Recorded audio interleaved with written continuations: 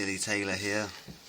Going to give you another Farmix showcase, demo the latest developments that have been happening with my software development. So, I have a new feature for you all to enjoy, which I'm super proud of. It's a step up from simply being able to scroll back in the console. This is the ability to read from a hard disk. I'm just going to jump straight into it and kind of show you my processes. So this is VirtualBox, which is how I basically do my work, do my operating system development. I've installed Debian into it, and inside, so I've got a 64-bit machine, but the operating system I'm writing is 32-bit.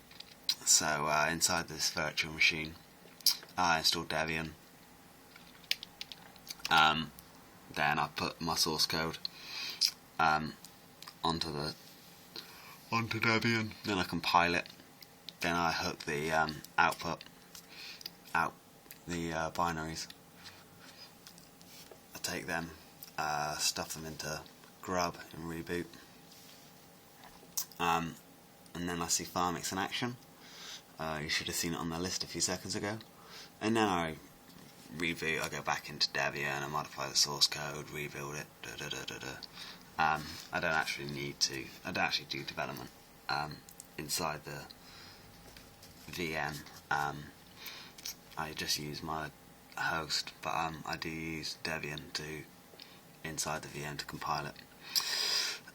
So the feature I'm demonstrating today is the ability to read from a disk. The first question is going to be, how do you know if it works? So I kind of went around various internet chat rooms related to open source operating system development, and kind of asked around, and the general response, well, the only response I got was that what you need to do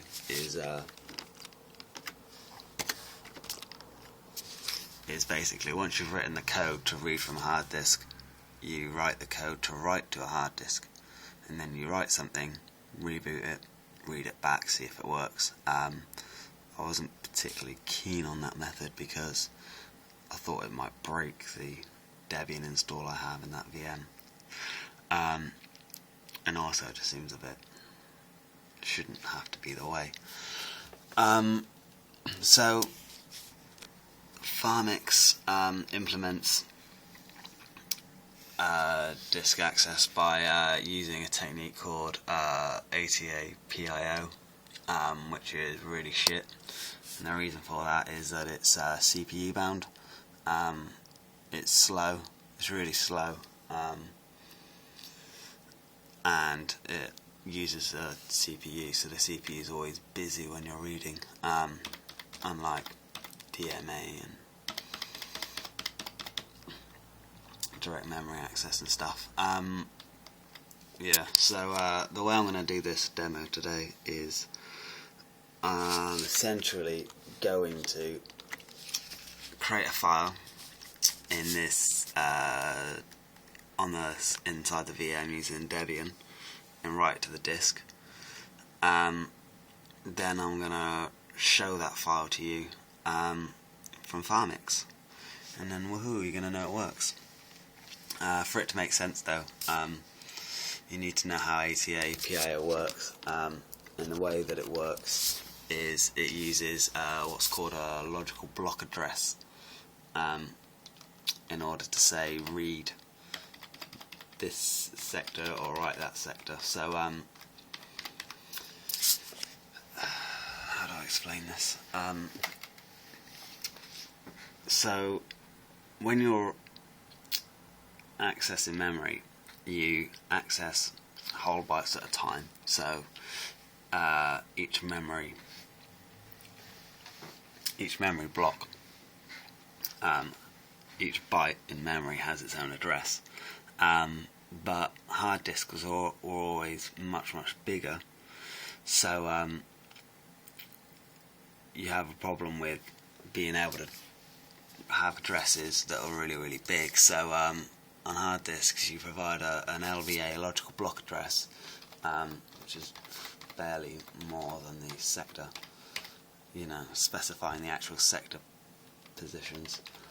And then when you read, you specify the number of sectors you want to read. A sector is basically 512 bytes, which is 256 words.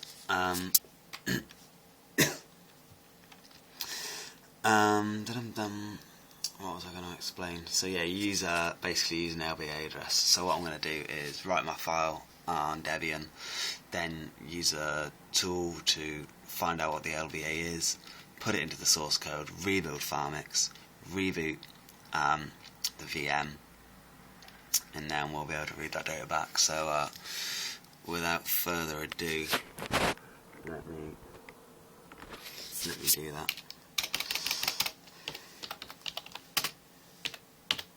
I could do so much more to improve this environment, like not have to log in and things. Echo hello from Debian, I guess. Hello Farmix from Debian. This I do. Hello from Debian. Put that in a file called Debian. Deb. That'll do. So anyway, I asked around on the internet for how you do this, and they couldn't find a way, but luckily I was able to find a tool called HD Palm. I'm just going to show you the man page for it now. It's a pretty hairy program. When you look through the options, you see things like, it's extremely dangerous, don't even think about using it, like, what are you doing, mate?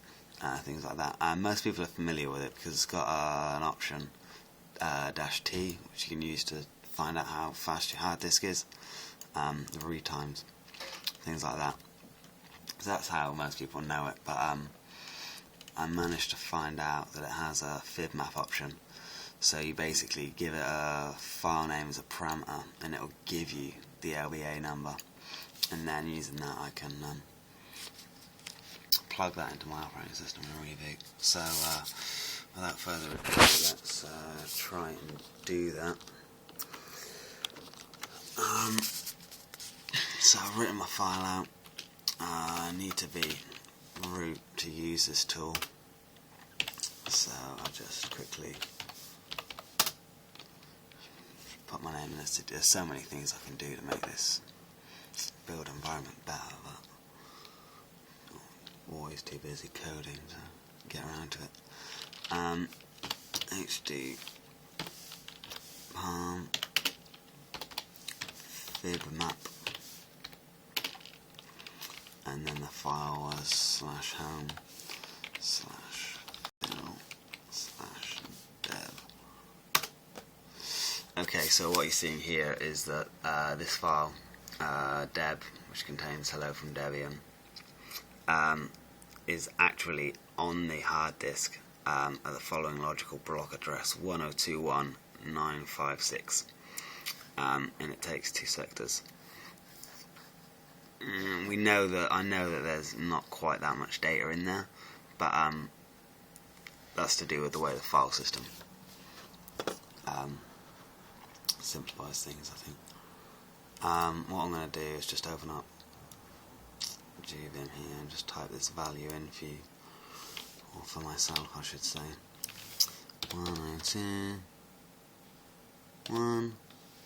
192.121.956. So that's the LBA of my file, just so you don't forget. The other thing to mention is that yeah, so Farmix doesn't actually print ASCII strings, so it'll never actually print hello from Debian. What it actually does is prints out the bytes that it sees at that address in hexadecimal. So to make life easier for me, what I'm going to do is show you what hello from Debian looks like in hex here. Hex dump -c. I think that's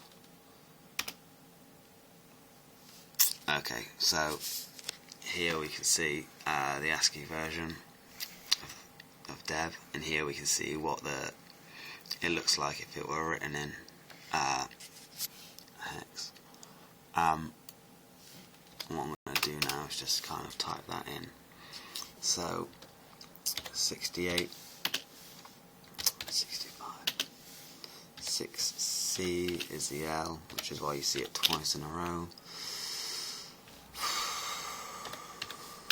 This can be, if this is boring, then you're maybe not the right person to be writing operating systems, because fortunately this is what most of it involves.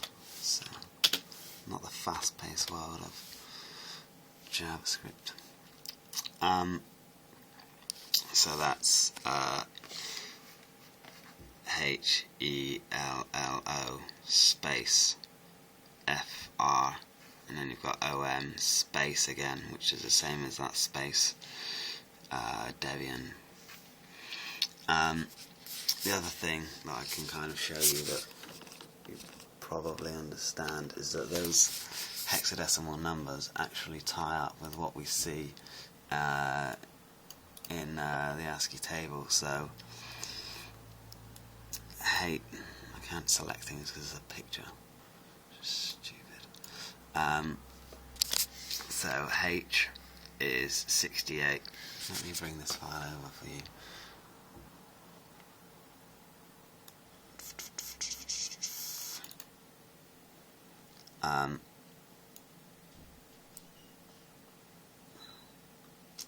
Move this around. This is why I like tiling window managers.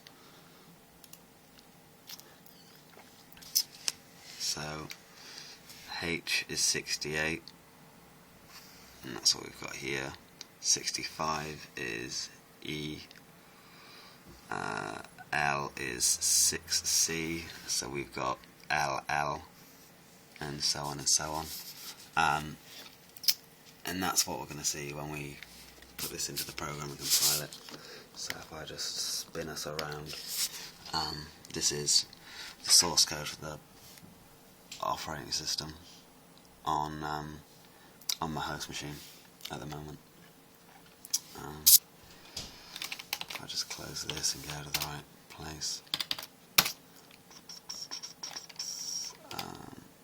So I've got this function.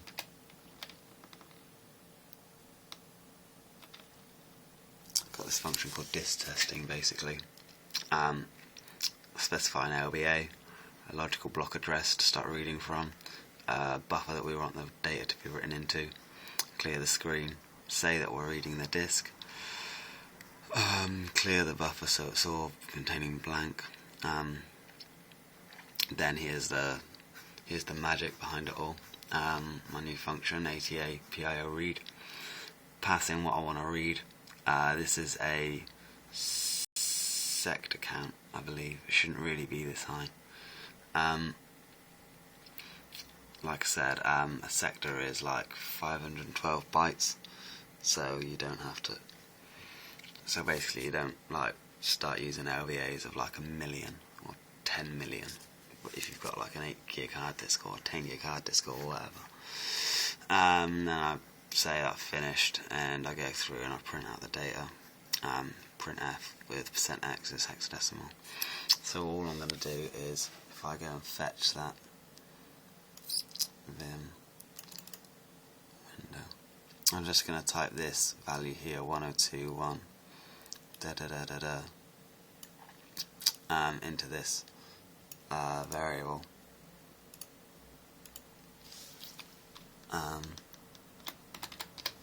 So we know to read it. obviously, the importance of this, like in my for Farmix, is like huge. Sorry, it's hard to hold a phone and type something in at the same time. 1021 956. Just save that.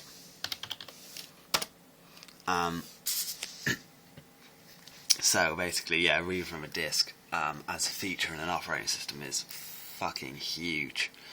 I made a video a minute ago, and then it was I had problems. So I was summarising them. That basically, when you start operating system development, what happens is you always seem to end up,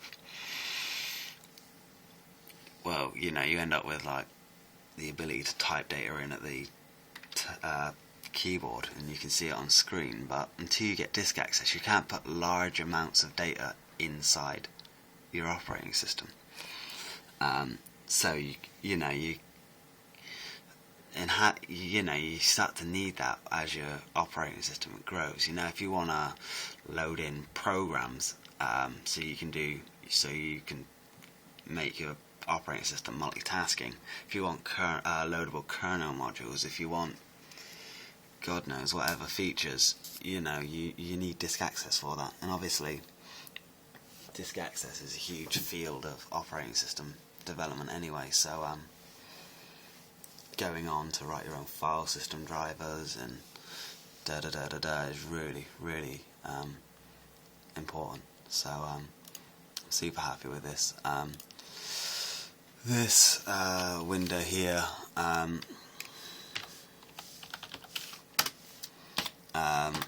basically, I'm on the host still.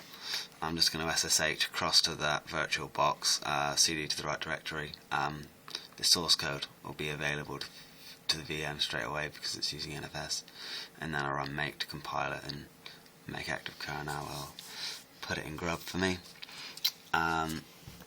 So I'll do that now. Just ignore all those warnings, I do.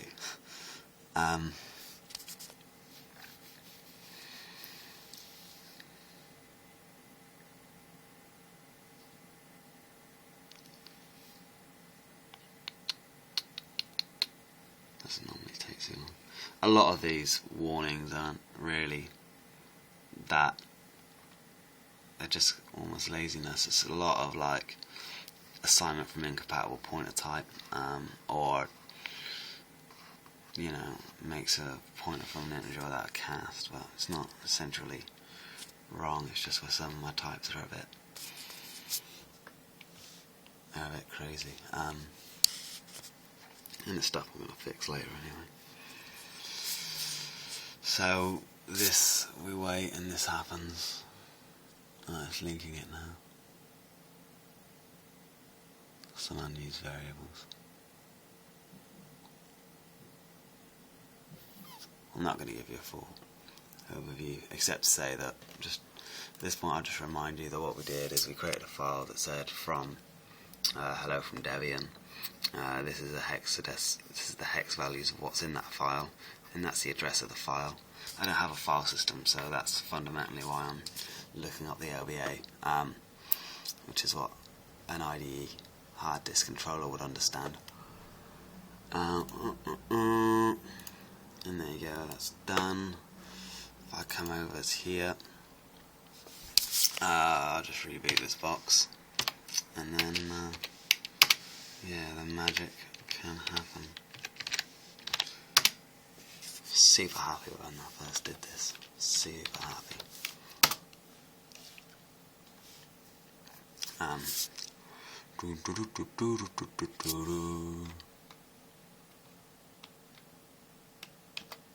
hope it works this time. And I know it works, but I probably fucked up a step or something. So here we go, go down and choose Farmix. And there you go. First thing is to ignore that invalid opcode exception. I'll fix that later. I'm not even sure where that came from, but anyway. So we put our message reading from the disk. That's the LBA number that we saw a minute ago. Over here. So that's effect. Wait, that's a different file.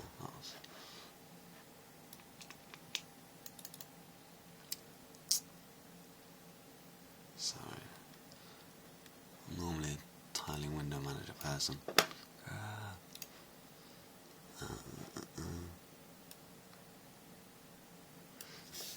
Okay, so that value there is this number here is a hexadecimal number, is this one, F9804, read 256. Got here, we send various commands to the IDE controller, and then we read flags from it, like whether the bus is busy, whether the drive is ready and stuff. Does it, and then here we print it. So let's compare and see what we got. 68, 65, L, L, O, space, F, R, O. So this says hello from Debian, which is pretty cool. And there you go. Farmix reading from a hard disk. I think you should be getting yourself ready now, boys, because there's going to be a fucking writing to a hard disk. There's going to be file system support. It's going to be just everything now. There'll be loadable kernel modules, and then I'll put all the multitasking features in, and we'll have an actual operating system that can run lots of different programs. Anyway, that's it. There you go. Keep on trucking with Farmix.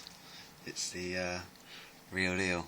So I hope you enjoyed that, and I hope it gave you some insight into, a little bit of insight into how I do my development as well. So peace out. Keep on trucking. The future is coming.